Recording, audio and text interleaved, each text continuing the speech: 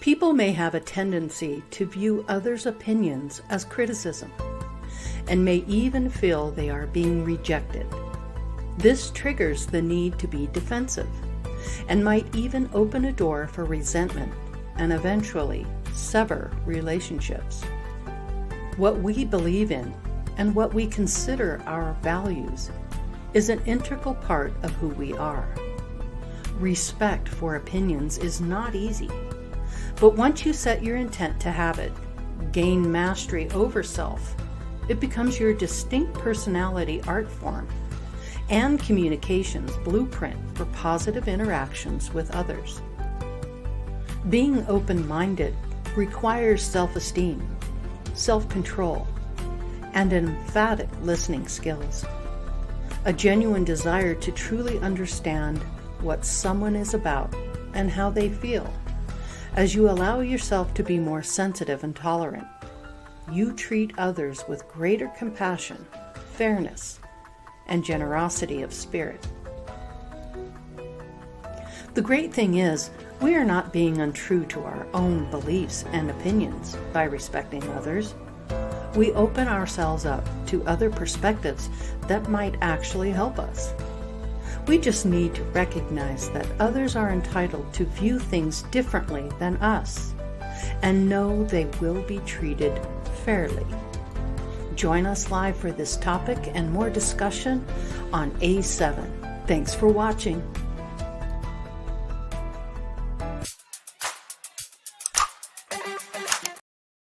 Boo! That was quick. Welcome to Andromeda 7, your celestial gateway, your channel for community support, love, friendship, knowledge, and just plain being of value to others. Welcome back. If you're new to the channel, it's always good to have you with us. If you're returning, thank you. Really appreciate that. And you know what Friday is. It's Friday night. It's time to feed your mind and grow your heart. Tonight we're talking about the values of others' opinions and beliefs. And we've got several questions we're going to talk about with the panel about this subject. And we spent a good, week to 10 days on this, Teresa, pulling this all together. Oh, yeah, we did. It was quite a collaborative effort. Yeah, we were kind of dealing with a lot of stuff with this, but it really turned out nice, and we're really, really excited to be here. Mm-hmm. Before we go too much further, I just want to go ahead and just acknowledge everyone in chat. First of all, I'd really like to thank all the moderators that are in chat. Thank you so much. We appreciate you keeping things light and simple in the chat room. We don't put up with any rude behavior, any of that. We want to be respectful. A lot of people choose not to be in chat, and if you don't want to be in chat, just simply don't watch it. It's all good. Let's see. Hi, Chloe. Good to have you with us. Hello, beautiful Soul Tribe family. It's good to have you here. Black Raven Meditation, liking you, girl. I like you. Thank you. Mary Wins, always a pleasure. Lucky Stone, loving your channel, buddy. It's great stuff. And let's see who else we got. I guess that's pretty much it to get started. Well, Gazakov and Brenda. Crystal Shaman, good to see you. Yep, Gazakov. I'm getting there, Teresa. Let's see, no, Brenda. I know, I feel you. Hi, Brenda. It's good to see you. I really appreciate seeing you here. It always makes me feel warm and fuzzy, for sure. And yeah, I think that's it. Everybody's here that's here for the moment. We have about 15 people watching. And on that note, I will send it over to Teresa, my beautiful co-host, to give us the opening remarks before we continue our discussion. Thank you, dear. Thank you. You betcha. And also, special thanks to Lori, because she came out with the most beautiful 3-minute meditation video. If you all haven't seen it, go out there and run it. It's like 3 minutes and 30 seconds, and it is wonderful. She went all out. She's recently upgraded our software systems and has been delving into it. Just well done. Uber creative. Yeah. Oh, thanks. I appreciate that very much. Yeah. I enjoyed making it. It was really fun. I mean, I turn it on every night before I go to bed and get that, and I'll put it on a cycle, and I'll get 2 or 3 rounds of it. It's really, really opens you up. It really does. The I am essence, definitely. So anyway, I'm plugging my own partner here because she did a great job and this video too. She put it all what we collaborated on. She put into the video and really helped set the stage for that. So Awesome. Joe Sapien just joined us. Good to have Joe you with us. Sapien. And Okay. Intergroove, good to All have you right. here as well. All right. Hey, Joe. Let's see. Let me get started here with Yeah. a couple just to go a little bit step further. And Lori wrote a lot of this too. So we really put Collaboration. we really pulled our notes together on this. Yeah, But we did. respecting others' beliefs opens us up to alternative views, each one distinctly theirs, and each person's view is their experience and understanding of themselves. Respecting each person's beliefs and truths without harsh judgment allows us an alternate perspective without limiting ourselves. And when we see others' truth, it often helps us to understand ourselves more fully. That's for sure. A presumptive opinion sharing, on the other hand, is the act of speaking as if our opinions surely must be shared by everyone else too. After all, it's the only correct opinion. This kind of presumption originates in both our own passions about issues. People get passionate, and sometimes they're driven by anger or frustration about all the stuff that's going on around them. And there's a lot of revelations and a lot of stuff going on around us. So, but it's also, on the other hand, a subconscious lack of sensitivity. I hate to use the word lack, but it's the failure to be sensitive. I hate to use the word failure. It's just that you're so worked up in your own beliefs and your own opinions and your own values that you're yes, and you're coming off as being insensitive. Others might react negatively to that, and so it causes people to back off or separate from the group. It's also oftentimes a covert way for more manipulative type personalities to say in a sort of backhanded way, you should be thinking like me, or the rest of us get with the program, but we're all very different. So it can be a form of bullying behavior, making others feel intimidated, and it can hurt them. Now, it's true, Lori and I talked about this, it's true that we're all responsible for how we choose to react to these situations, how we manage our egos, our emotional responses, not only when we're sharing our viewpoints and beliefs, but when we're listening to others. There's always an opportunity to breathe, use some emphatic listening, just be quiet, give them a chance to get their words out, and not just be more sensitive, more loving, and more respectful and caring of others is what we feel. So as not to express ourselves with these kinds of presumptions, because it closes doors instead of opens them. So there is actually a small reading from Suzanne Geisman that I wanted to share just to start the intent for tonight. Because we as a panel have to listen. We all have different points of views and different angles and perspectives, and give each other a chance to talk and not step on each other. And so we do it. We try to do our best every week with these larger panels, and it's a challenge. But Suzanne Geisman says this: when you see with physical eyes, there's a tendency to pick out the differences. And when you hear words, which often differ from your own, there's a tendency to compare. And when you pick out differences and compare, there's sometimes a tendency to judge. And when you judge, there's a tendency to focus upon separation at the cost of seeing your connection with someone. Let us return first to that place inside which knows we are all one and connected by the same God force energy, whatever you call God, and allow this force to fill us, flushing out all thoughts of separation. Then see with the eyes of spirit, hear and think with the mind of magnificence, and commune with each other in a state of love. This is how you return to the basics of surviving and thriving in this temporary sojourn in a body. I thought that was beautiful. Mm-hmm.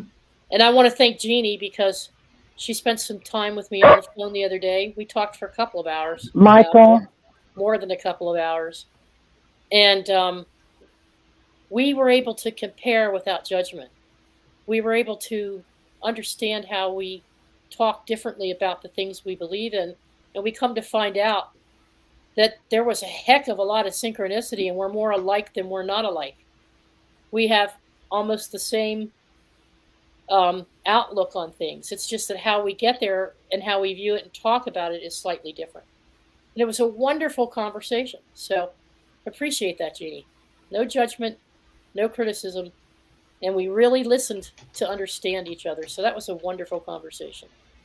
Panel, don't forget to take yourselves off mute. Those who can. All right, Lori, off to you. All right. So Teresa and I have been talking about it. We came up with 5 questions we'd like to ask the panel. And the way I'd like to do this is just ask the first question and give each panelist an opportunity to express their opinion about it. And just, Jules, I'd like to begin with you. And the question for you, Jules, is what are your values and how do you live your life? In my garden. Well, my values is actually watching how nature works, and that shows you how a lot of things work. And now that I've got 2 new little ones, watching them work, and they're my values at the moment. That's my and watching how they are going to now evolve, and actually I'm going to listen to what they've got to tell us because they're so fresh and new. They're going to come out with things that are probably going to really, tell us stuff that we're going to remember, like that they'll jog our memories, I'd say. And I just I was having a moment with the little fella before I come to air, and we were just looking at each other in our eyes. He's only 4 months old, and I thought, oh, thank you for that information.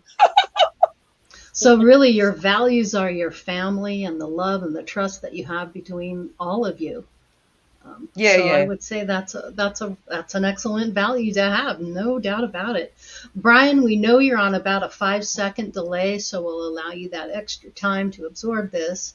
And what, Brian, are your values and how do you live your life? My values, definitely family, and that's just not biological family. All of you, my people from group, that family. I try to live my life in love. I try to be kind to everyone I meet. Yeah, you do. I just try to share my knowledge and my life with as many people as I can. Mm-hmm. I love that. So again, you value friendship, you value your family, and even the family that isn't biological. So that's good. I like that. Correct. Awesome. Randy, how about you? I know you're going to have something very incredible to say about this. I would say that my values are pretty much in sync with my principles and my philosophies and my spiritual direction. I always give room for my humanity because I think, none of us are completely black and white or perfect. We're all in process. But I like to try to be grounded, balanced, centered in the heart, centered in love and compassion. Mm-hmm. I like to have my thoughts, my words, and my actions to be in sync with those values, and to try to pay it forward whenever you can, to try to be loving in nature, to try to be compassionate in nature, to try to put yourself in somebody else's shoes, to be there for people, to hold space for people, to be able to show love and kindness when there's absolutely nothing in it for you whatsoever, except being purpose driven and intentional in the modality of being a light in the world, even if it's just a kindness to a stranger, even if it's just a good morning or holding a door for somebody. Even it's just, you see in my job, I'm in a medical field. I see people that are hurting. I will drop everything that I'm doing and give them a hug and just hold them. It's beautiful. But finding a way of being able to influence your sphere to the best that you possibly can to help alleviate somebody else's suffering, to help to be able to bring wisdom, to bring, even if it's laughter to a situation, which can often be very medicinal. But and like I said, I'm not perfect with that. I'm a human being, and we're all in process. But I think that my values are in line with my intentionality. It's what I live 24 hours a day. It's not just, something I put on. So what I'm hearing is you put value on not only your truth, but other people's truths, and you see it for what it is, and also that you're a very spiritual being. And anybody that's on the spiritual path that is coming into this really has to trust themselves first and foremost. It really begins with the self-love. And I see that with you, Randy, and I appreciate that from you. So, and the fact that you're in the medical field says a lot too, because you are assisting and helping others all day long. And so people like you should just be held and in high regard, because that's not an easy job. It's very high stress, and people depend on you. People's lives depend on what you do and what you think. So thank goodness there are people like you in the world that are actually doing that kind of work, because it makes me feel good if I ever need to be in that position, that there's someone like you out there. So that's what I hear from you, Randy, and I appreciate that. All right, cool. How about you, Sophia? What are your values and how do you live your life? I live my life one day, one moment, one situation at a time, staying in the moment. That's how I live it. My values, love, because without it, you have nothing. Service, if you're not in some kind of service, what are you doing down here? Yeah. Just trust, because trust is earned. Respect is given, trust is earned, making sure that the people that are in my circle belong there, because the people that are close to me deserve to be that close. So, but growth, trying to leave the world a little bit better than we found it. I don't know about you, but the last 100 years has not been kind to this planet. So doing my part, even if it's a little bit of recycling, a little bit of carpooling, I don't want to leave a mess for the generations behind me. And I don't have any stock in that outside of my baby birds. I'm the crazy aunt that gives them chocolate and, but I don't have any biological children. So I really don't have a dog in that fight as far as the next generation, but I'm going to do it anyway.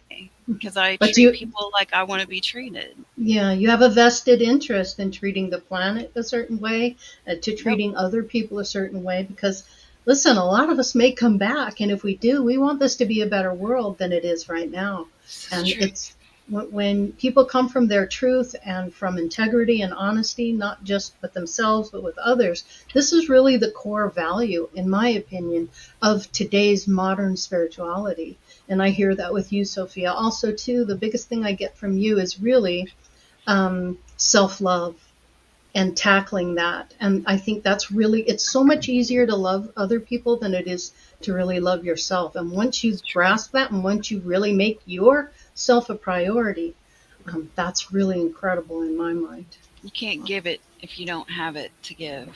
There you go. Yep, there you go. Delabor! What are your values? How do you live your life? Well, since I was born in a rather unfree country, I'd say my number one value would be freedom. And that includes not only my own freedom, but everybody else's freedom. And since I believe from a very early age, I've read every single holy book there is of every single religion and found all of them suck. So I decided to create my own. I wrote my own. and it's very strongly based on the principle, the golden rule, which I is know the do unto book. It's other. Book of Suki. Yes, Do you guys know that book? Book of Suki. Book of Suki. Mm-mm.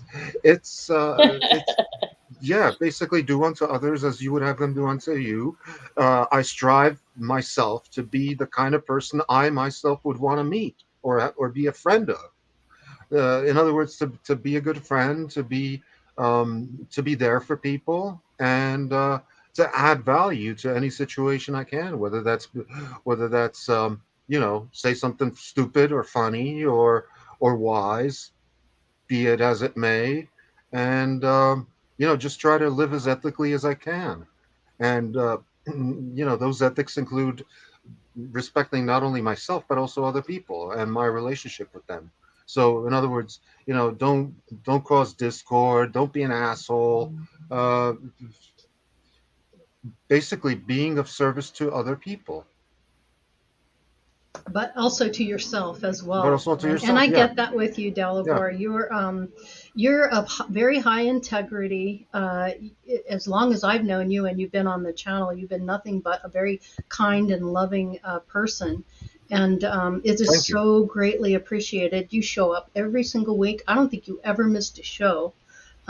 So it's great, with great love and appreciation, that I thank you for being authentically true to who you are and how you treat others. So that really is an amazing thing in my book. Mhm. And I'm very honored and pleased to have you on the channel with us and as a Thank you. panelist. Thank you so Thank you. much. Yeah. Hmm. All right, Griff, it's your turn, gal, and we would like to know your thoughts. What are your values? How do you live your life?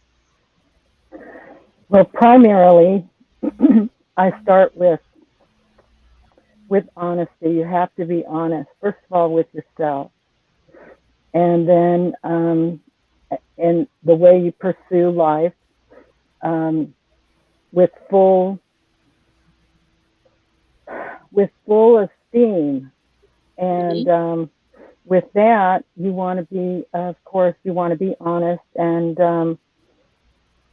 like Sophia, she lives moment by moment, and that's a good way to do it. It's because you can't change it. You just have to go with the flow and do what you need to do or what I need to do. Mhm. And then, as well, everybody kind of said something that I was going to say. So Mm-hmm. with that in mind, I just want to say that I told this morning the Ace of Cups, and the Ace of Cups is about generosity.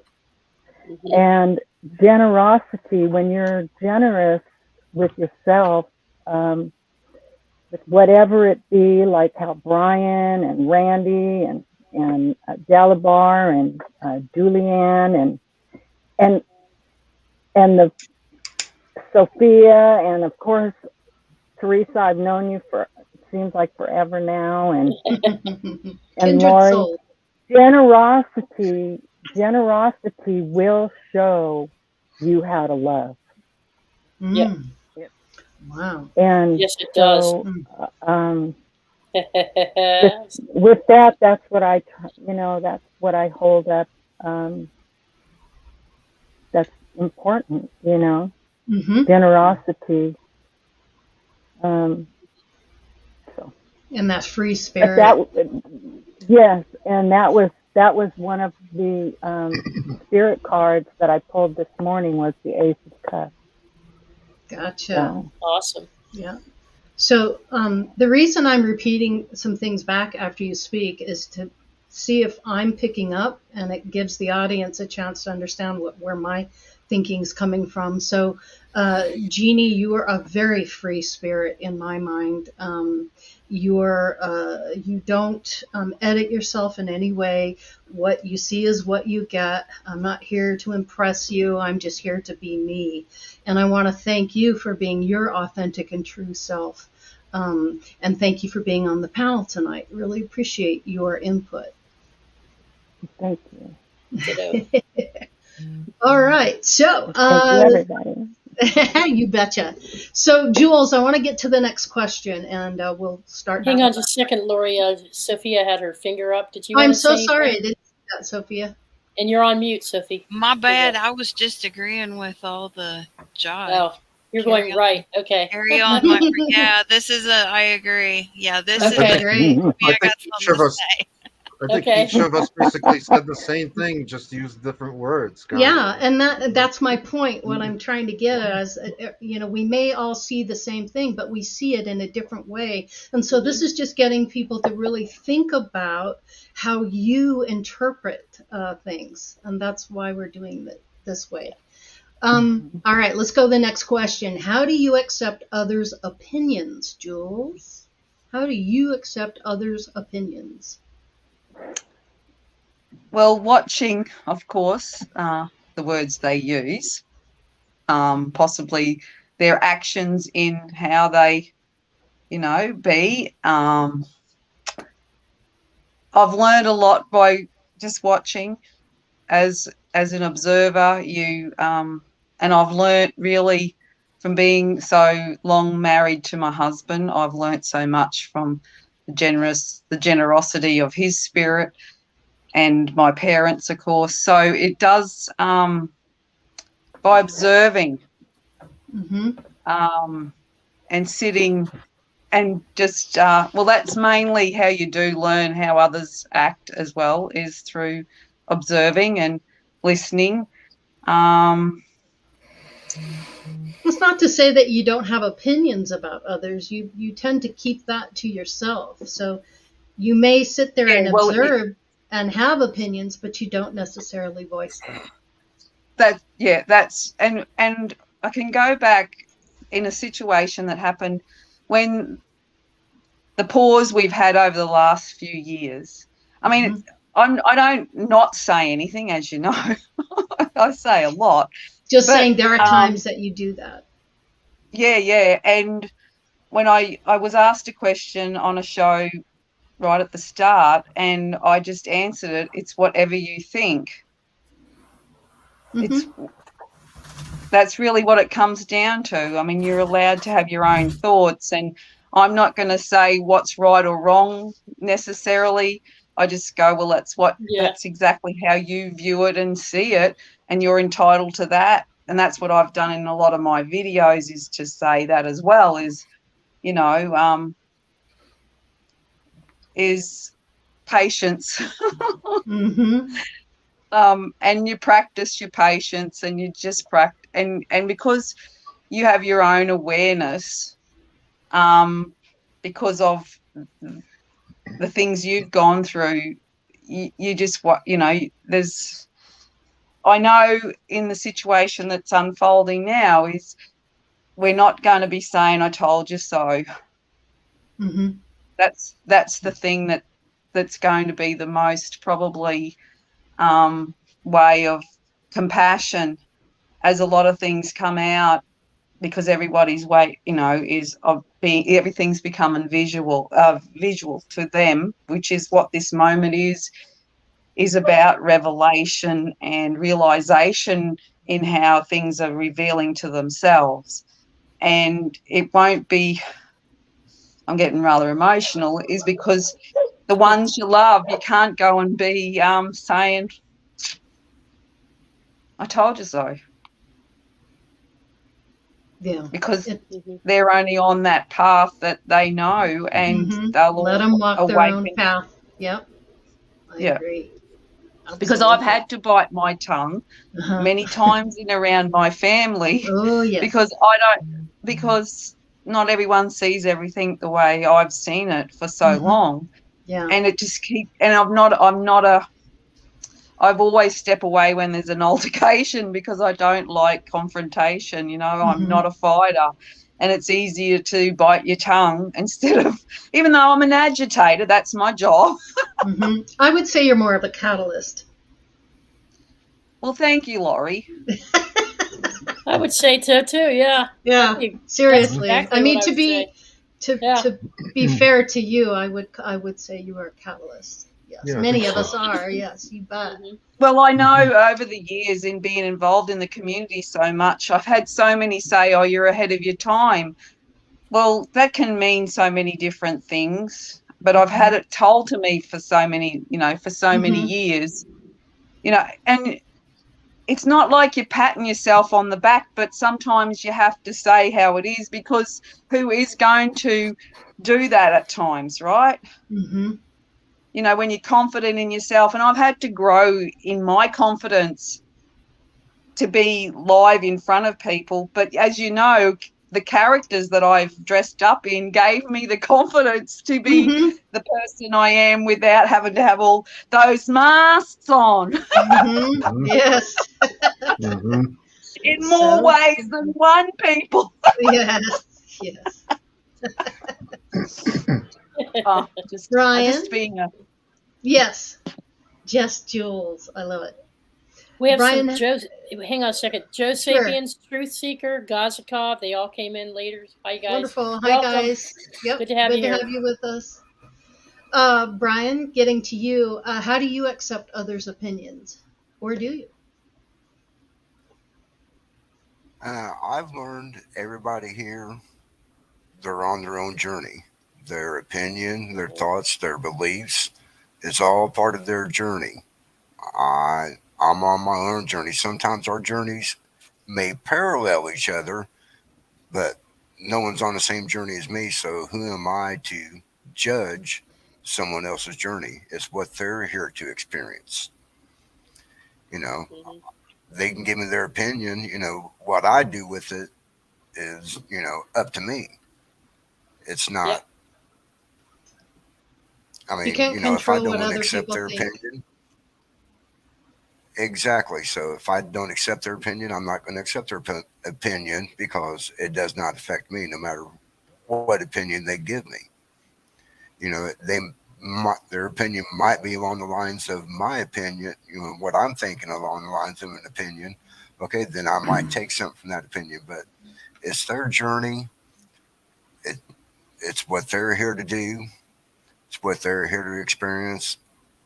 It's not for me to judge. So I either let it roll off of me or I absorb it. That's the only thing you Mm-hmm. can really do. Yep, I wholeheartedly agree with that. And we're all pretty much in line with each other, and this is interesting to me. Mhm. Randy, how do you accept other people's opinions? I'm going to take a little bit of a roundabout, nuanced approach to this question. I love it. Can't wait. But the way I see it, first thing that comes to my mind is, other people's opinions of me are none of my business. I love that. Okay. Mm-hmm. Um, I think we have to be in a good place. Am I always in a good place? Nah. Most of the time, yeah.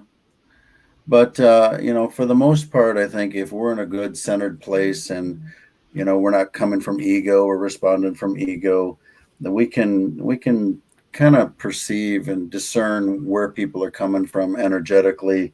We can, because words are just symbols. It's just language is symbolic. I mean, ultimately, it's what's underneath of that, and we have to be able to read people inside out. And other people's opinions that's just their perspective. It's the story they've told themselves. It's their ego construct that in many ways is being conveyed. And I think we have to be able to not only be able to listen, but to feel, what not only what's being said, but what's not being said. Mm-hmm. So I think communication is a nuanced thing, and it requires us to be open. And I tend to take a perspective where I'm looking not only at ego but I'm looking at consciousness as a whole, in that all manifestation is an expression of consciousness, and every single one of us are an expression of that unity of consciousness. And it's not about good or bad, right or wrong, or us versus them, or it's about the totality of the symphony of life, and about everybody having a unique expression of consciousness within them. Now, I might not necessarily be on the same frequency, but that doesn't mean that they don't hold value. Mm-hmm. Okay. Mhm. If I find myself reacting in such a way to whereas I'm by desire or aversion, I know immediately, okay, that's an ego thing. Or, if I'm caught up in it for a second, maybe it might take me a minute to ponder on it and to reflect upon it and say, okay, that was a moment of weakness for me. I need to be mindful, come back to center, and realize, how can I learn from this? What is in this for me? Mhm. Because generally speaking, everybody has a point of wisdom or a point of experience that they come from, why they believe what they believe. Mhm. And if I can somehow glean an understanding or a nuance or a facet that I haven't been able to glean within myself, then that's wonderful, because that is in essence, that's love loving to love through the medium of different peoples who appear as separate, but in all actuality, it's one. Mhm. We're connecting, we're making connections all the time. And we do that energetically. Now we Yeah. can call that, we do that through the language of voice. It's a very crude medium. We do it through the language of communication, but I think ultimately we do it energetically.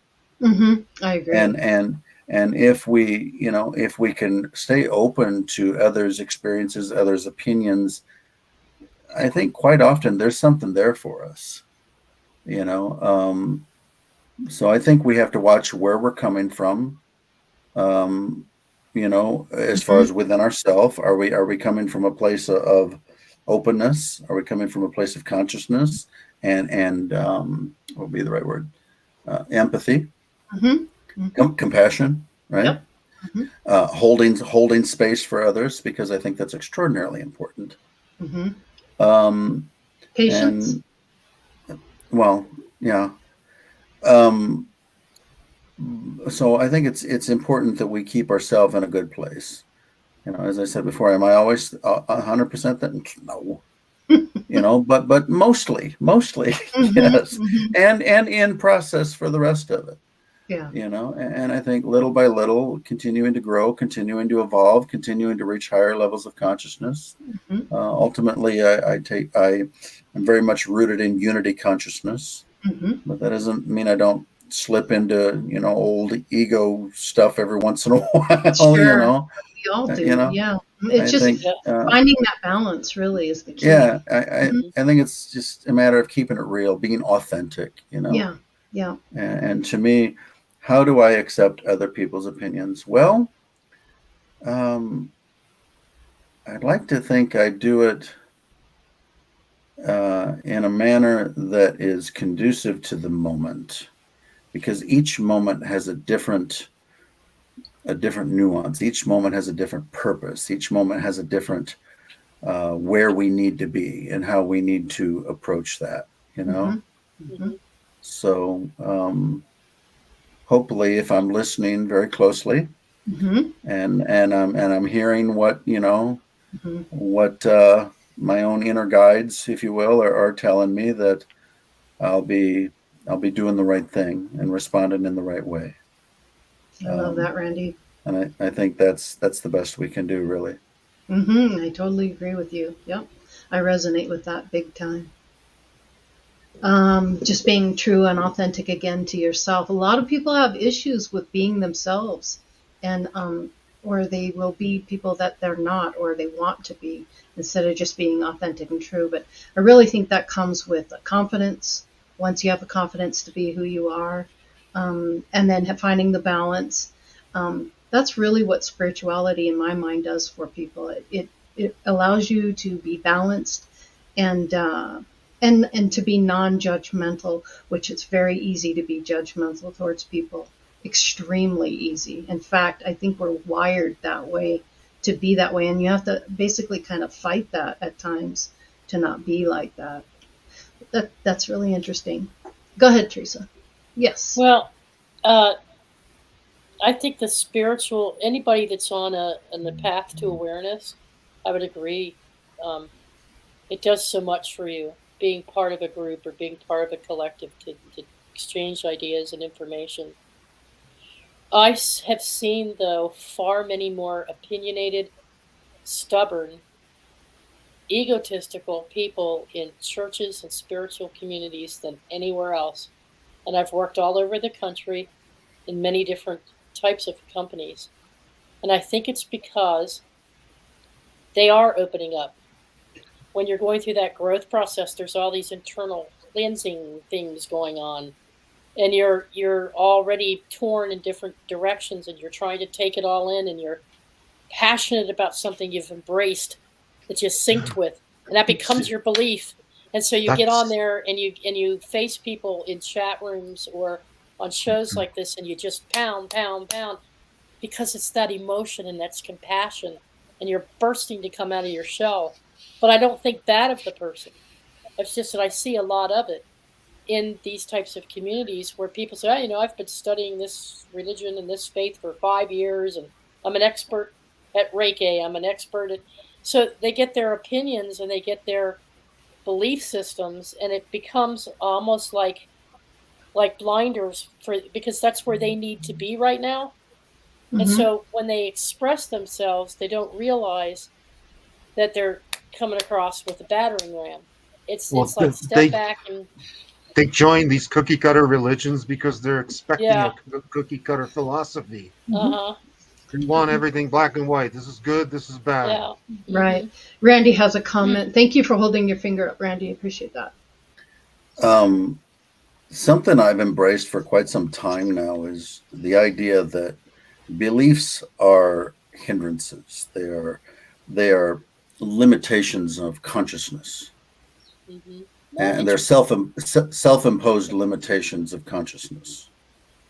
And one of the things I've tried to do in my life is to challenge myself, challenge my thoughts, challenge my beliefs, test them. I consider myself, for lack of a better term, and because I enjoy the sound of it, a sacred cow tipper. I like that. Yeah.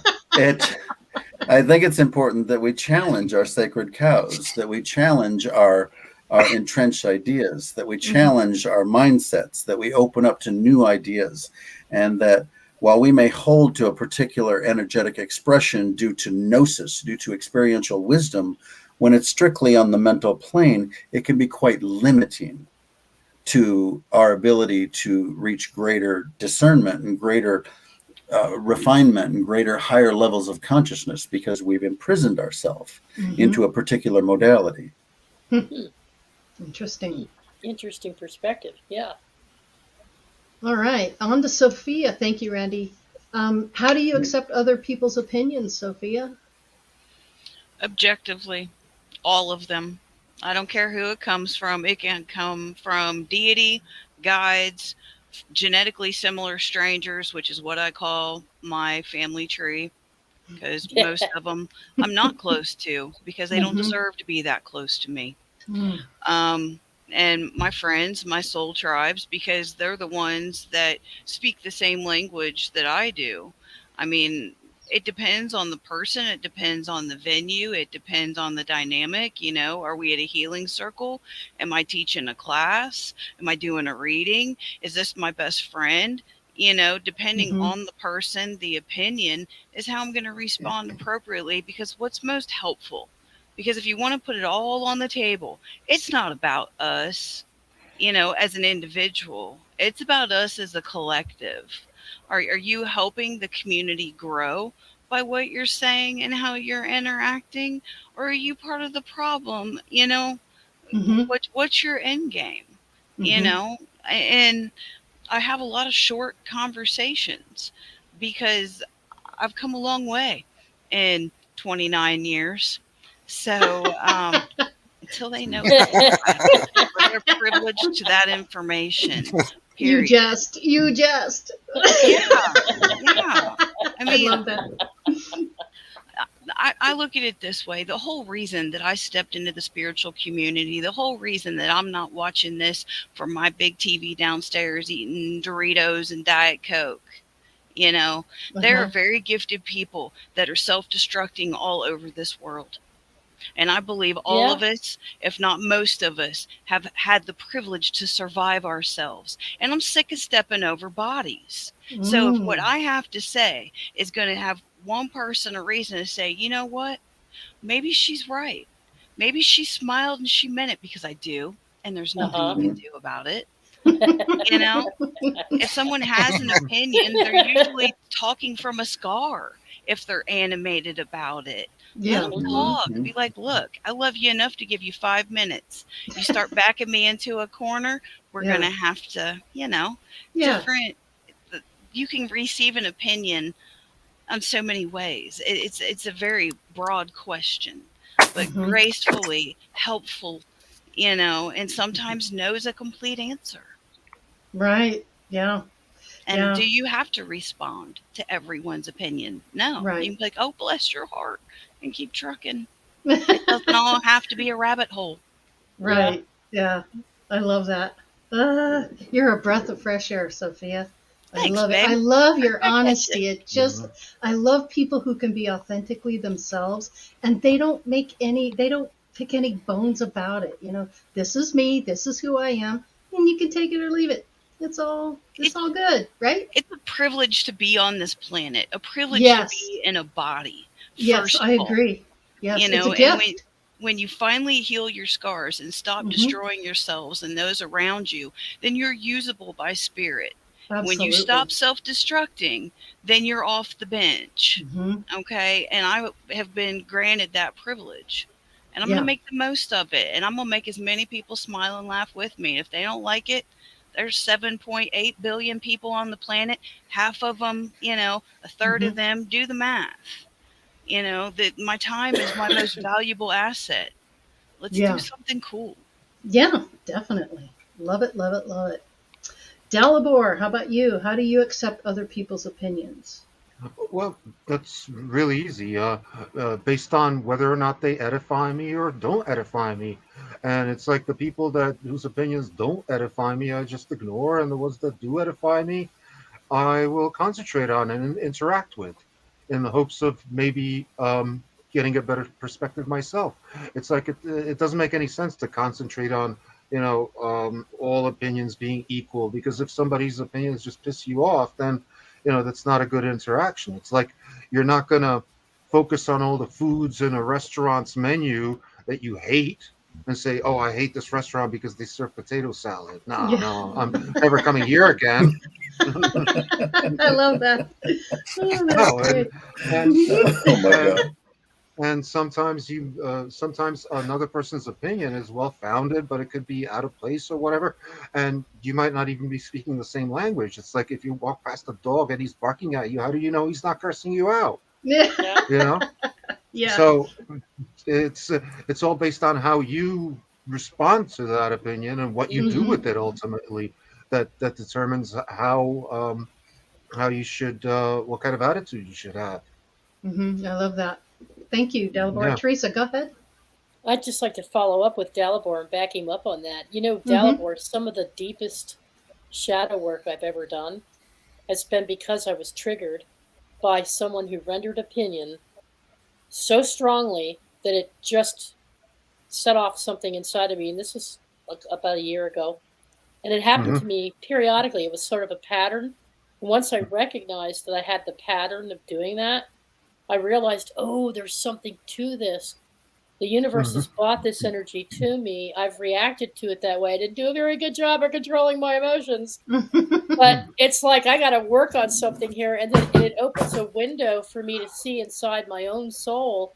And I go, oh, I need to work on that, because the reason I'm so pissed off is because he hit a note.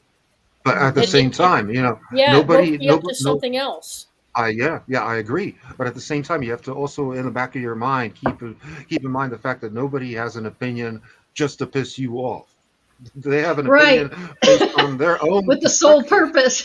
Yeah. Based on I think I'm going to piss off Dalibor today. Let's see, what can I say? Yeah, exactly. No, but if that other person's opinion is like unfounded, if it's just CNN talking, then then that kind of pisses you off, because you've done your own research. Whereas Yeah, that other person hasn't. He's accepted some cookie cutter opinion that's fed to them by right. some corporate mainstream marketing media and But not based I on didn't truth. mean to I didn't mean to say that it was just because the person stated an opinion. Usually when that happens, it's because there's like a debate going on Hmm. where you're Hmm. exchanging ideas and information, and they're using that presumptive, opinionated, really strong, and it triggers me. It used to trigger me. I mean, I still kind of go, but I listen now more patiently to what they're really trying to say.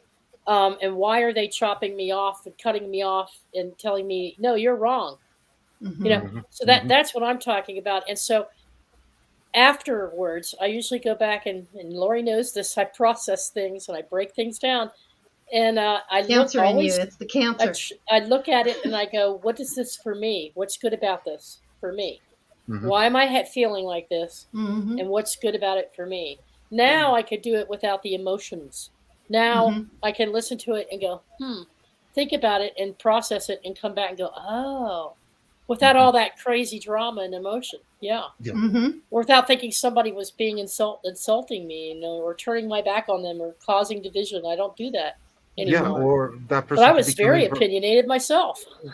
Sure, a lot of us were because don't Yeah. forget a lot of our views are formed mostly by our economic environment that we were born into, and that's not something you have an effect over. You don't have an effect on your birth circumstances. So if you were born into an underprivileged situation, you're going to have a different set of opinions than if you were born into, say, the middle class. And as regards our little venue over here, we're all one percenters. I don't care what anybody says, because when you look at the sum total of the economy, where 2/3 of the human race lives below poverty level on $2 a day, then I'd say Hmm. no, the vast majority of humanity is not doing really well. Hmm.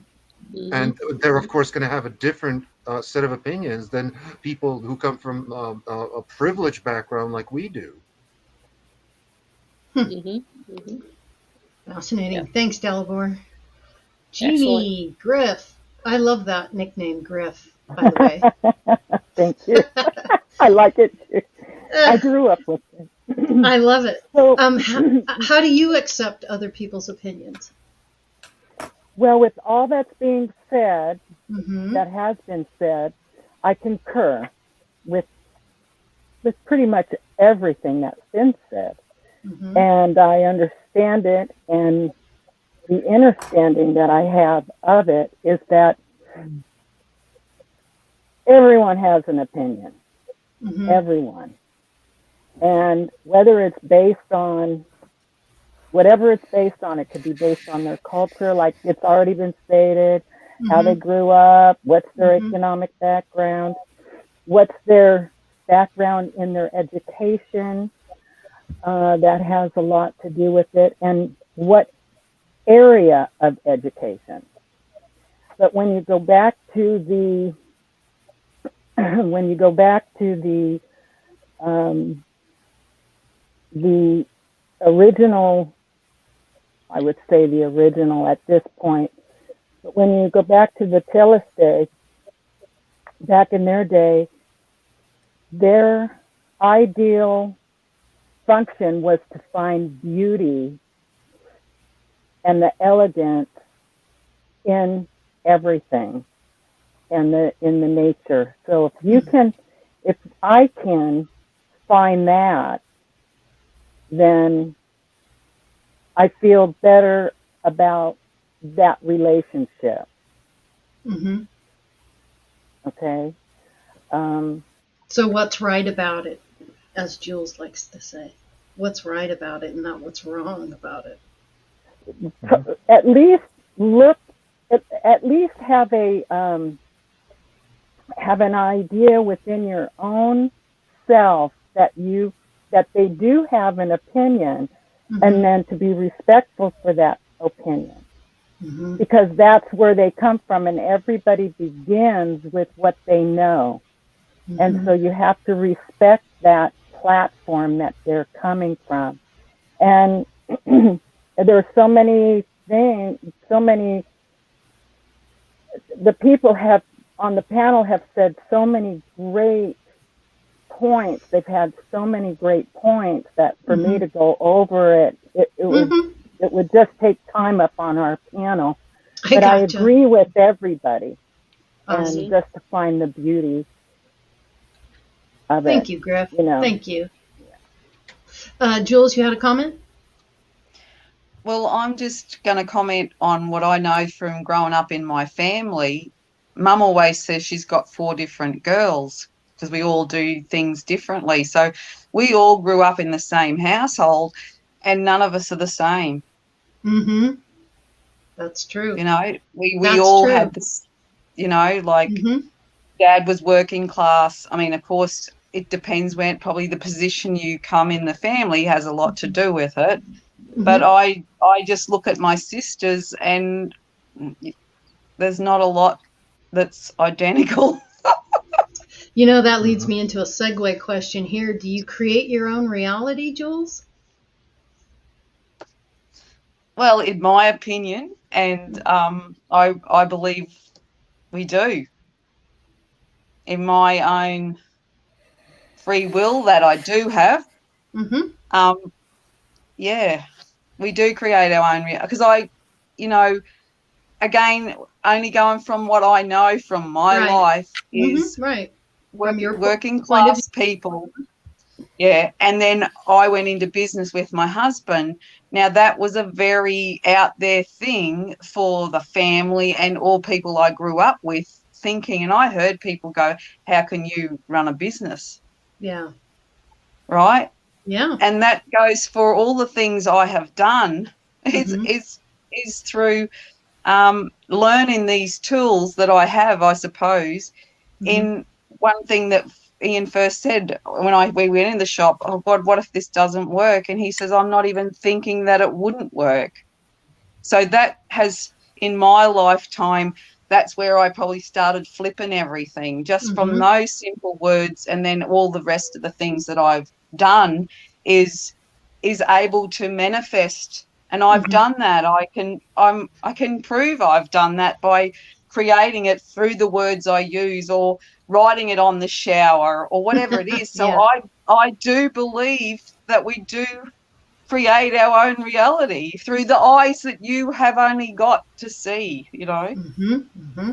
So that's, and like I've often said, no one can offend you, only if you choose to be offended. Yeah, I do agree with that. I agree with that. Yeah. Off-ended. Off has ended. Yes. Thanks, Jules. Now. Yes. Randy, you have a comment? Yeah, I hope it's worthy of digressing just a moment. I understand we segued, and I apologize, but I just wanted to say one thing in regards with other people's opinions. Once upon a time, I had the idea that opinions are like, what they're like, and everybody has one, right? And sometimes they stink. Well, eventually over time, I haven't heard that one. Eventually over time, that's funny. Eventually over time, I learned the principle of dependent arising. It's something that Buddhism teaches, and it's the idea that everything that we see in the manifest world has its roots in the unseen, and its roots within you, within consciousness, within yourself. Because if you would not be able to perceive it in others if you did not have it within yourself. Okay. Exactly. So whether that be something beautiful or whether that be something challenging, it's something that exists within you. Okay. And I think it gives us a great deal of responsibility within ourself to be mindful of ourself, because we are connected. There's a unity here. Most definitely. Okay. Yep. So I just think it's just an extraordinary point that when people are affecting us, no matter what we're seeing, that we should be mindful of. If we're teaching somebody and somebody sees us as a guru, the important part is to point back to their own guru nature, to help them to awaken their own guru nature. Yes, right? Agreed. But right. And if they're seeing something beautiful in you, to remind them that it is because of your own inner beauty that you see this in me. Mm-hmm. Because sometimes it's so much easier to see it in other people, whether, for whatever it is, than to recognize it within ourselves. Yeah, very true, Randy. So, Very so true. just a That's point I why wanted to we're make playing. on that. Great point. Thank you for that. So, thank you. I'm sorry, Griff, did you have a comment? Well, all I meant to by that sign was that everything comes full circle eventually. Mm-hmm. Mm-hmm. Yep. Yep. True. With all points concerned, with everybody's opinion that we just heard. Coming back to you, you mean? Yeah, on coming back to opinion. you. Well, it comes in full circle, meaning that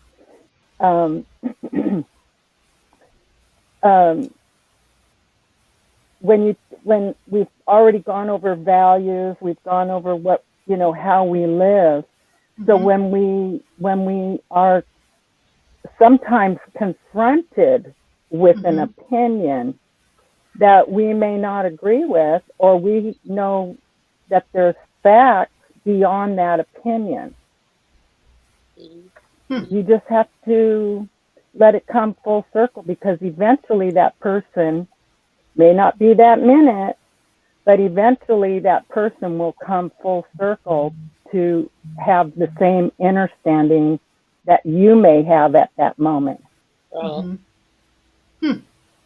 And here's an interesting, if I can follow up on that, an interesting thought on that, Jeannie. And okay, so if we're all fractals of the bigger bowl of soup, the ocean, we're all the little drops, and we're experiencing, I believe, everything everywhere all at once as different energies emanating from ourselves into different scenarios. So are you, so is Sophia, so is Brian, all of you. So then you look at it, you look down on it, you go, and I'm up here, higher, I'm up here, I'm looking down, bird's eye view, and I am seeing hundreds of thousands of billions of fractals of self. With all these opinions, because we are an expression of Source itself. We are the subconscious or expression of Source itself. So how can you not enjoy hearing someone else's opinion? It's an opinion of yours that you've acquired in another way. True. True. You've experienced something in a different way, so it's really your opinion that you're objecting to. Yeah. You're objecting. Yes. Because we're all so wow. It's like, wow. Now you can feel like, oh, Jay, dang it, I might actually freaking want to hear this now because it's me. So then you start taking it in, and then you take what you want from it for what you need in your now, right now. And I've had things come back to me later gone, I remember when you said that, and I didn't really resonate, but now I do. Click. Yeah. It's seed planting. We're planting seeds for ourselves. Most definitely. Well said, Teresa. Well stated. Yeah. Well stated. Grandpa Brian, do you create your own reality? Yes, you do. I know I tried to explain that to a couple different tribe members. Your words, your thoughts, your actions create your reality. So if you're constantly thinking negative or something's happening to you, guess what? You're creating that because you're constantly giving it your energy. You need to stop giving it your energy. That law of attraction. Your thoughts, your actions, exactly. Your thoughts, all that. Your actions, your words, those are what creates your reality. Thank you, Brian. Randy, do you create your own reality? I am echoing Grandpa Brian. Absolutely, we create our own reality. Reality is very subjective, and it is very much based upon our consciousness. I remember when I first started practicing Mahayana Buddhism, and we were doing prostrations. And the prostration is a threefold one, but it's in thought, in word, and in action. And that principle that you just elucidated, that triune trinity principle that brings manifestation, that is exactly on point, in my opinion, and in my experience. We absolutely do. Because ultimately, there's infinite varieties of ways we can view the world. That's right. There's everything is possible. Every permutation that there is possible. But we see through this interesting perspective of our consciousness, of our experience, of how we filter the world. And we can choose to alter our perspective. We can choose to alter our experience. We can choose to direct that. Absolutely concur with Brian. Wonderful. Thank you, Randy. I love that. Sophia, do you create your own reality? Yes, thoughts are things, and it's basically what everybody else has been saying. I mean, what do you want in your life? Surround yourself with things that will facilitate that. The people, take care of yourself. Honor and respect those around you, including the planet, and beautiful and wonderful things happen. It's just, what kind of reality do you want? When you find out what you want, go for it. Pray, rinse, repeat. Step, rinse, repeat. Uh-huh. It's not complicated. We live in a complicated world. True. And not everything has to be complicated. Not everything has to be exhaustive. It's just, when you're meditating, a lot of people are like, oh, it's so hard for me to meditate. Well, sure, it's because your brain's been overstimulated by your phone or computer or Monkey traffic mind. or just, I don't know what I mean. I don't know about you, but I don't want chaos in my reality, so I reject chaos. And I don't want distortions in my life, so I speak the truth. If I feel an illusion, I put the truth to it.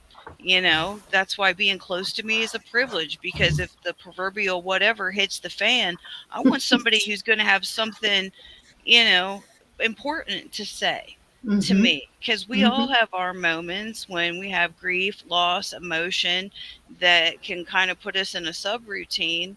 That it does change our reality. You can live a good life and have everything that you could ever want, physically, but if you're a mess mentally, it doesn't matter. Yeah. So true. Yes. So staying as positive as possible, loving those in your life, and for me, it's sticking with the truth, and not all truth is pretty, but it's the truth. Right. But it's true. It's true. That's the important thing. Yes. Teresa? That's what I do. Thank you, Sophia. Sophia. Oh boy. Yeah, this is a good one. All right, bring it on. Yes, I create my reality. We all do, and we've all said it here on the panel, and many people in our community. And then you'll have different people who are new to all this. They'll ask a question. One of the questions that I was asked not so long ago by someone is, "What is wrong? Well, I'm having a problem in the community because everybody sees something a certain way, and I'm just not there yet." And I said, "That's okay. We're all on a different level. What can I help you with?" The question is, if everything that's going on out there is not your reality, because you're envisioning what your reality is and you're creating your reality, but everybody else is experiencing all these other things, how are you creating your own reality? Because we're all in something else. And I'm like, it's multi-layered. We create our reality in our inner self, in our thought. Those of us who believe in this and can do this have grown to the point where we have created and envisioned the way we respond to things is what creates our reality. We create what we want to see, feel, hear, touch, react with, synchronize with, what makes us feel good, that which serves us, serves our purpose. We don't put our energies into certain things that take us away from our layer. We are our own layer of reality. And then there's another layer around us that's created through the consciousness, because each and every one of you has your own reality. Mm-hmm. So if you have your own reality and 20 or 50 or 100 or 1,000 of you share in that reality, then it can, and I don't want to use the word encroach, it can bump up against mine in a positive way. It can rub up against mine and bleed into some of my reality because I'm part of the conscious collective as well. So as a society right here in this now in 2023, January 6th of 2023, we have this reality that includes all these things that are going on in politics, religion, science, because everybody's experiencing that aspect of the reality. So we have to experience it along with them. How we choose to experience it in our inner world of creativity is the key.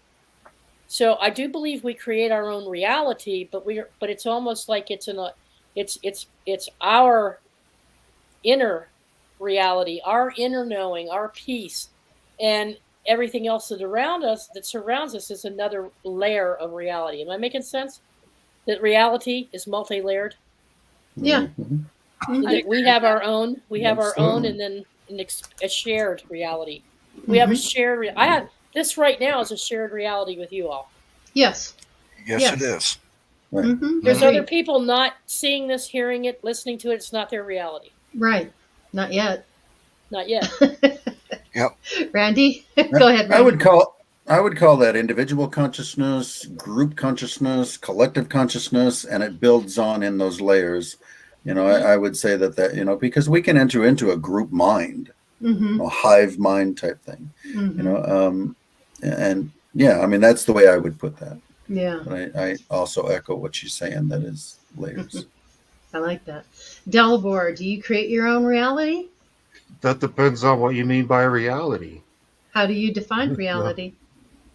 Well, there's many different, like Teresa said, there's many different levels. I mean, I wouldn't be as presumptuous as to say that we create our own reality 100% of the time, because you can always change your mind, but you can't change your soul. You can't change your Free will. essence of who you are. Yeah.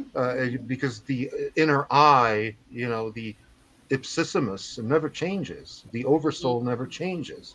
You can change the garniture, you can change the circumstances of your life, but also not 100% and not in every regard. I mean, if you say, yeah, you can change your own reality, well, try telling that to like a concentration camp inmate.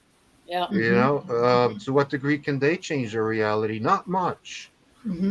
Well, So I would say, yeah, you can change your mind, you can change your perception, and based on what you're like in your essence, you're going to focus on those aspects of reality that you can change, and then change those, and then so I'd say, yeah, it's both ways. You can and you can't change your reality. Interesting. I like that. Griff, what do you say about that? Do you create your own reality? Yes.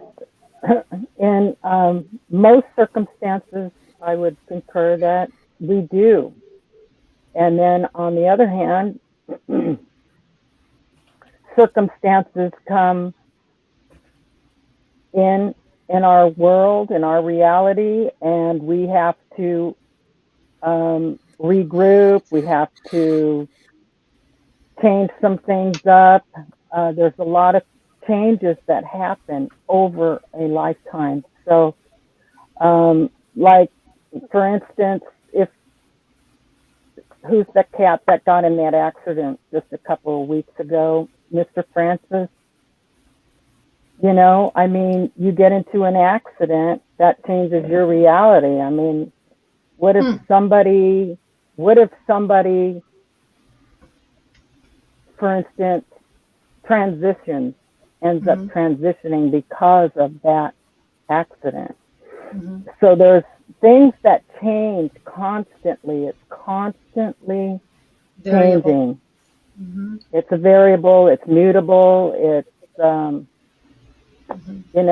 and contingent on how that person is grounded in their foundations will be able to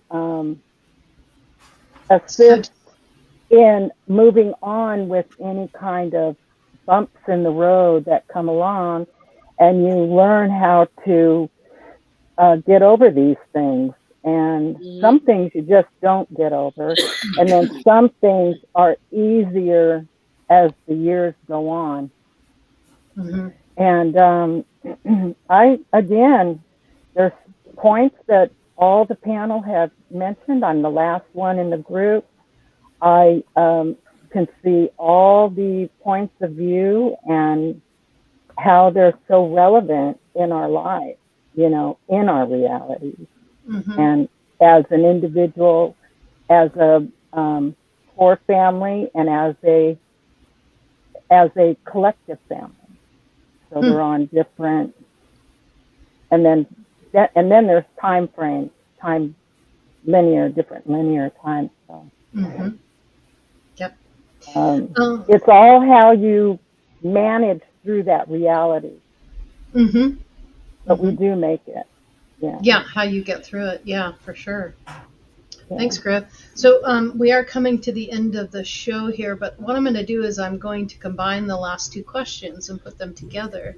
And Jules, we're back to you.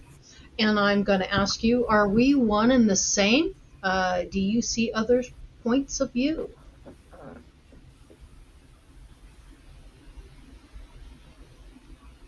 Check your mute there. Well, I've often used over the years, go to the top of the tree, and there's infinite points to view. And when I have people at my table, some look at the mountain and some look at the window, and I'll often say, I'm not able to see your view because I have my head to the mountain, but I can actually see the reflection of the mountain in the mirror, Yeah. in the window. But I often say that it doesn't make it wrong. Just because I said all you got to do is change your view a little bit by 1 degree, and you've got a different outlook or a different view. So that's kind of how I always use as an analogy when I'm speaking is go to the top of the tree and there's infinite views. And again, I thank my dad for saying top of the tree, pick of the orchard. I love that. And so when you're able, and because nature is virtually, well, I use a lot of my analogies because that's really my truth is the nature in me. So that's how I usually, because I've learnt from all my family, from their opinion. They'll say something and I go, oh, and that's what really woken me up because someone gave me a point of view, and I go point of view instead of a point of view. Someone gave me a point of view that I had not seen, and that pulled me out of my hole that many years ago because I had not seen that view. And I went, oh, my goodness. And I saw the light from that moment because it was a different view that I was willing to see than the hole that I was in at the time. Oh, wow. Yep. I think we've all experienced Did I answer the question? Yeah, of course. Of course you did. Absolutely. You get an A. Thanks, Mum. How about you, Laurie? Can I ask you the question? Now that you're above me, what view do you see? I would say I see things from the top of the tree, pick of the orchard. I'm looking down as well, and I'm seeing what I'm seeing, and I'm taking in what I'm taking in. And I'm not making any judgment calls. I'm just noticing, and I'm observing, and I'm saying, okay, well, that's person's view, or that's where they're coming from, or that's the part of the branch that they're on. Good for them. Good for them. Yeah. The tree's a good analogy for everything. It is, because it really is the tree of life. And as above, so below as well. Yep. Down in those dirty old roots, hey? Yes. Foundation. Right on. Foundation all the way. Grandpa Brian, same question to you. Are we one and the same, and do you see others' points of view? Yes, I do believe we're all one the same because I do believe that we're all fractals of a bigger spirit. And one day we'll go back there and all come back together and think as a collective.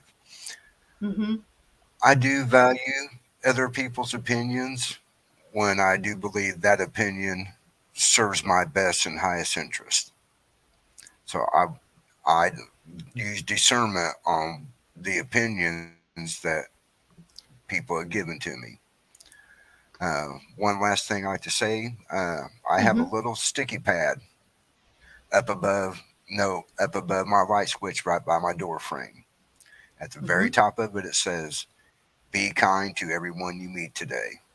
Underneath that, it says, "Show compassion to everyone you meet today." Underneath that, it says, "Favor walks with me. Share that favor with everyone I meet today." And then the last one says, "Just love everyone you meet today." And I look at that every morning as I walk out the door, and I try to live my life by those four mottos right there. I like that. Yeah, that's a good motto to live by, definitely, and a great reminder on a daily basis. Very good. Yep. Randy, how about you? Are we one and the same, and do you see others' points of view? Oh, you're muted, Randy. Oh, there you go. Thank you. Hmm.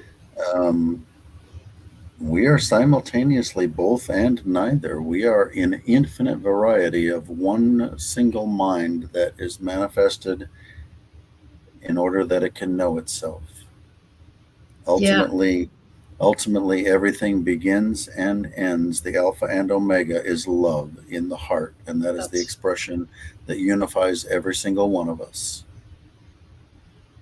I do believe we are one, but we are all having different experiences of that oneness. Hmm. Ultimately, the closer you get to source, the closer you don't see things through self and other anymore. Hmm. You see things in terms of spirit, and eventually as spirit. We are one, And we are many. it's a continual refinement. Hmm. But just as it goes up the tree, it also comes back down the tree. Yeah. Okay, Hmm. so it goes up the mountain, comes back down the. It's both. It's both. Hmm. So Infinitely. yes, Hmm. we are pure spirit, but ultimately we are also that which spirit is manifested. So when we look at our external reality, every single thing that is this play of consciousness is ultimately ourself. Yeah, I agree with that. 100%. So, Thanks, Randy. mhm. Sophia, same question to you. Are we one and the same, and do you see others' point of view? Are we one and the same? We're all spirits having a human experience. Mm-hmm. We are all related in one way or another. Mm-hmm. Um, as far as seeing other points of view, kind of what was spoken earlier, staying objective. It's like I heard a story one time, about some person that was in a big hurry and the people in front of him was going really slow and he was getting mad, beating on the steering wheel, But if you were to see that from above, you would see that the driver of that car is on their way to a funeral. You know what I'm saying? So it's Mm-hmm. just like, however you're acting and reacting to a situation, attempting to stay objective and recognizing, self recognizing when you are and are not fit to be around other people. I think that's a Mm-hmm. huge responsibility. Just because you feel that you need to go do something, I think part of the responsibility of living, I guess, a spiritual life is acknowledging where you're at, Mm-hmm. in your head, what your Yep. motivation is for what you're doing. Mm-hmm. And not everybody is out there for everybody's highest and best. Right. And if Right. I say something that's Mm-hmm. misunderstood, ask me a question. I think the Don't world would assume. be, yeah, I think the world would be navigated a lot more gracefully if people would ask more questions and make fewer statements.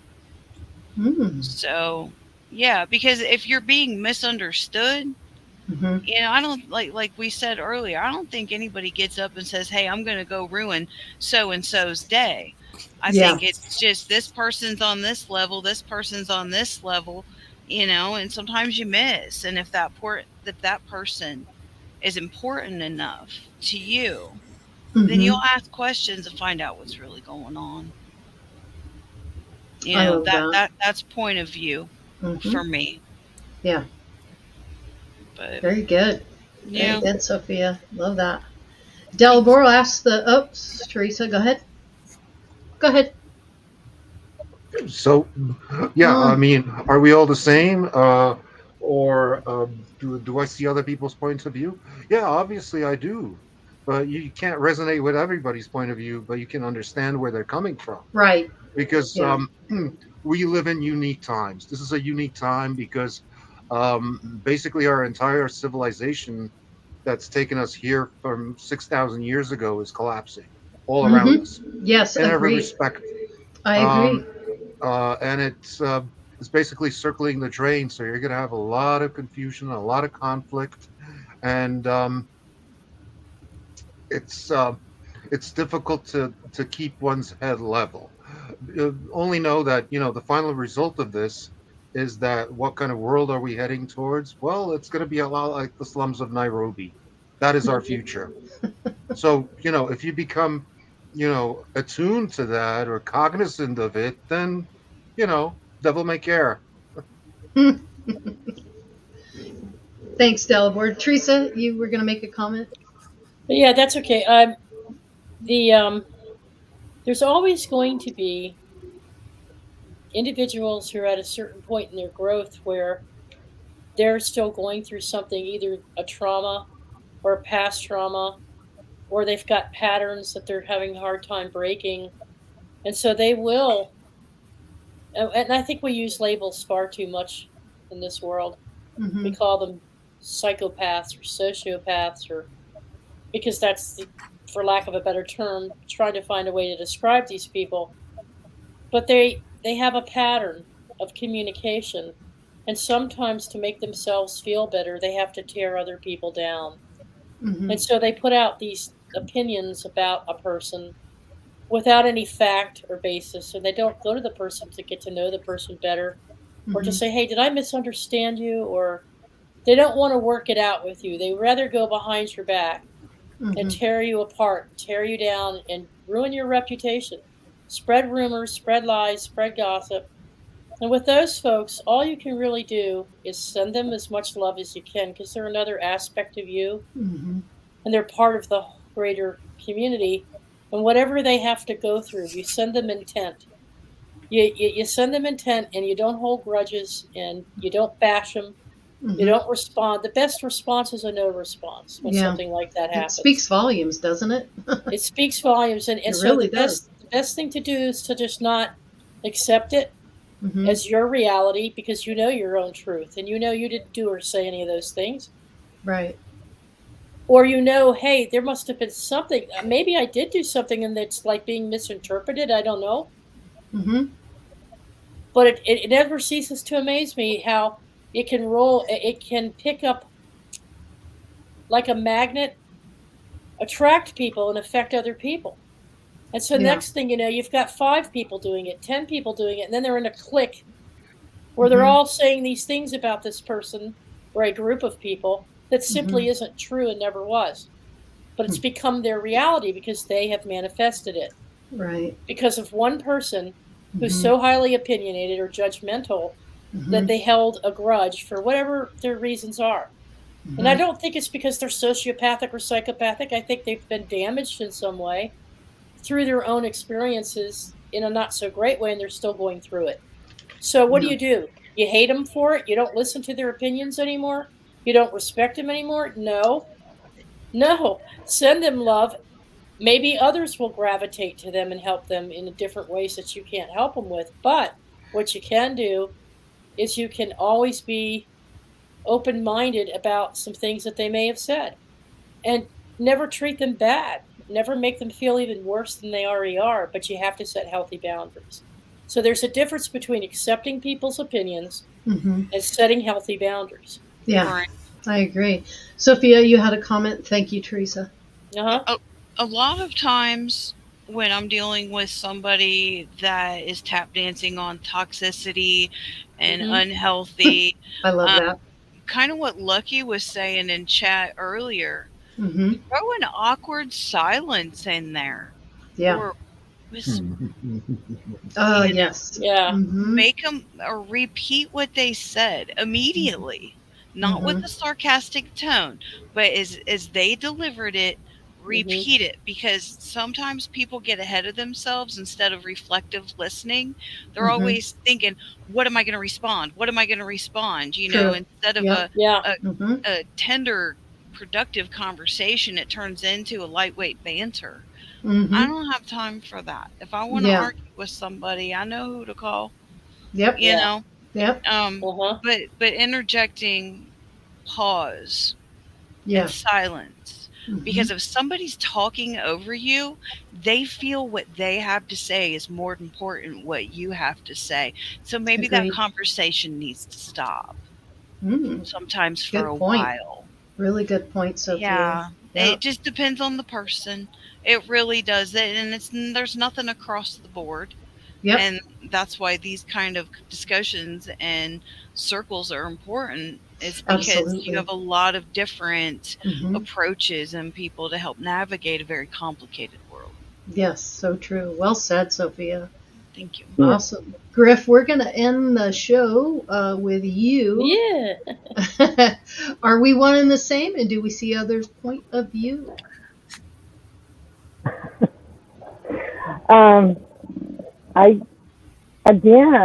I agree with every single person's point of view. So, do I see other people's point of view? I think I do. I think you do too, Griff. Thanks. So, are we one of the same? I think at one level we all are one of the same. We've gone through all the points. The panel has made those points. And I agree with them. You know, we all belong to the source. And beyond that source, we all come back together sooner or later. We're all together. Yeah. Whether you like it or not. Yeah. Can you imagine the kind of party we're going to have when we all go back and go, man, wasn't that the shizzle? Didn't we have some fun with that? Yeah, exactly. That's Damn, so that cool. was close. Good recovery. Yeah. Hey, Jeannie, can you tell Lori, because I was trying to tell her, we were talking about interpretation and translation being one of the main things in language alchemy, Jules, that really messes us up in terms of our ability to open up and truly understand another person. And you gave a good definition between the two and the distinction between the two. Do you feel up to doing that to close it out? Well, I can do a short, very short, in just a couple sentences. Okay. A translation, when something is said in a language, and we want to know what it means in another language, every word is translated. It's not always in the same, English sequence? is not the same as sequence. It's, yeah. But the words, some words are like two words in other languages. But then, so every word needs to be translated in that language in which it was written. Now, an interpretation of it is how did I say it, Teresa? The interpretation is when it's interpreted not really in the direct translation. So the words can be put in there that are not actually in the open to interpretation. In the script. Yes, I get it. So so two people are communicating and expressing their opinions, they're actually saying pretty much the same thing, but they don't realize it because they're paying attention to the word verbatim instead of of understanding that, well, yeah, the words might be different, but our interpretation of it is pretty much in sync. It's just Well, that Not always. but Not always. not always, Not always. but there's Right. we have more in common than we don't in most cases. Correct. But there's but there's a lot. Sometimes these interpretations are inversion or disclosures. There you go. Okay. Okay. I would say, from a professional standpoint, translation always refers to text, and interpretation always refers to the spoken word. There you go. I get that. I totally get that makes that. sense. Yep. Mm-hmm. Yeah. Yep. It's context versus wishful Yeah. thinking sometimes. Mhm. Yep. What can I say? Yep. Right. Jules? Just with the language, of course, Mm-hmm. if from my understanding, Hebrew's written from right to left and the Greeks come along and went left to right, it's back to front anyway. Yeah. Mhm. Yeah. Yeah, but they did that. The reason I think they did that way, and if I'm not mistaken, they did that because it was a continuation. Because the scrolls are just like on one big scroll. They're not like pages like we have. Mm-hmm. Yeah. Yeah. So they're just written like that. It's more of a it's more of a Yeah, I know what you mean. textile type thing Yeah. versus a publishing thing. But there is a way I have learnt myself through doing the way I do it. I've often put in the Hebrew consonants back to front and I've got the actual word instead of the way that it's spelt. You So tend to dissect well, the Hebrew, words. they don't use any vowels. In English, we use vowels. No, because So every use letter vowels. meant something. Every letter have meant something. every Go ahead, little, every this, every that, everything. Yes. I mean, Anyway, I think it's we just all understand that. Yeah. Right. We all understand that. But I look at the alphabet from the other end anyway. Z, Y, X, W, V, U. That's how I actually am able to look at things so many different angles because I see that that's the beginning from the other end. Because ZY is the zygote, which is the egg. X is the crossing point of W. I have a friend who likes to speak There you backwards go. all the time, which is fascinating. Uh-huh. That you could even do that. It's a trip. I'm like, what? There's a lot of children. There's a lot of children doing that now more than ever now. Yeah, interesting. With the, with the health system is I think causing it. But that's not a road you want to go down right now tonight. It's too late. Yeah. All right. Well, we are coming to the end of the show here. I'd like to thank everybody for being on the panel. Jules, thank you so much for being here. Grandpa Brian, Thank you. Great appreciation. Sophia, love you, sister. Dalibor, thank you so much for being here. Love you too. Griff, it's such a pleasure to have you here. And Randy, love you all. Love you all. Love your words of wisdom. And we'll see you next week. Watch out for the trailer. And before we leave, any housekeeping there, Teresa? No, just a final thought. Think Okay. with the mind of magnificence and commune with each other in a state of love. Ooh, I like that. And on that note, we will say peace out and much love to everyone. And thanks for watching. Hit the Love you like all. button, guys, if you liked it. Thanks. Ciao, ciao. Happy weekend. Hit the like. Ciao, ciao. Bye now.